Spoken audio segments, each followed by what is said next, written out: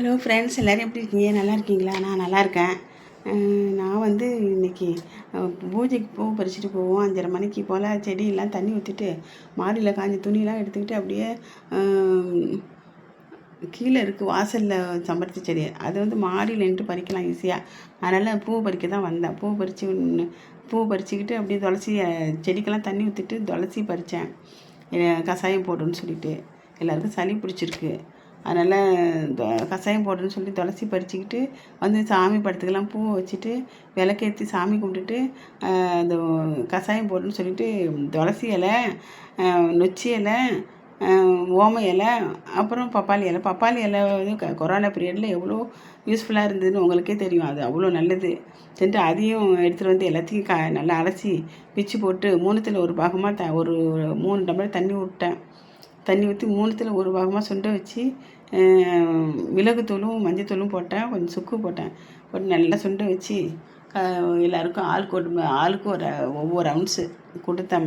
மருந்தை சளி பிடிச்சிருக்கு எல்லாத்துக்கும் கொடுத்துட்டு விளக்கேற்றி சாமி கும்பிட்டேன். சரின்ட்டு போன வீடியோவில் கேட்ட விடுகதைக்கு உங்களுக்கு விடையே சொல்லிடுவேன்.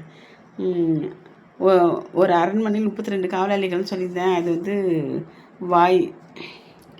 இந்த வீடியோவில் விடுகதைக்கு விடுகதை வந்து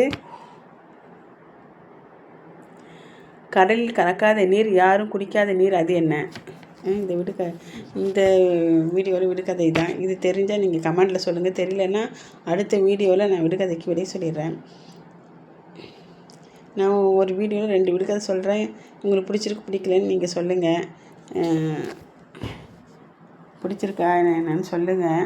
அப்புறம் வந்து பிறந்த நாளுக்கான அனைத்து சகோதர சகோதரிகளுக்கும், திருமண நாளுக்கானும் அனைத்து சகோதர சகோதரிகள், தாத்தா பாட்டி, அம்மா அப்பா எல்லாருக்குமே என்னுடைய வாழ்த்துக்களை தெரிவிச்சுக்கிறேன்.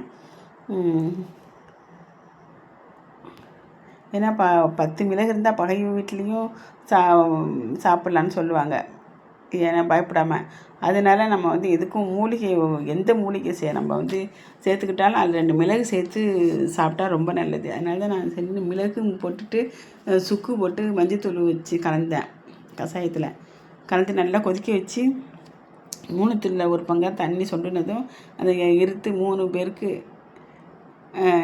எல்லோரும் ஆளுக்கு ஒவ்வொரு அவுன்ஸு குடித்தோம். அப்போ தான் சளியெல்லாம் நல்லா